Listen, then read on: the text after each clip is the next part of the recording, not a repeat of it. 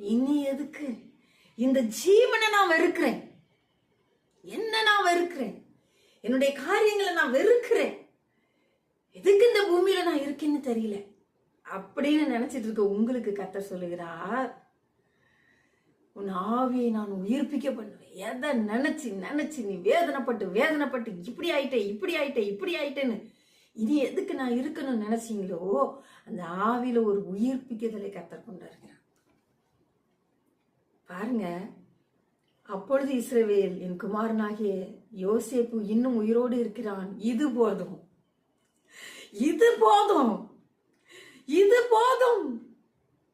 என் பிள்ளை உயிரோடு இருக்கான், நான் செத்துட்டான்னு நினைச்ச என் பிள்ளை உயிரோடு இருக்கான். எப்படி இருந்திருக்கும் அந்த தகப்பனுக்கு, அந்த பிள்ளை உயிரோடு இருக்கான். நான் பார்க்கல, அது ரெண்டாவது.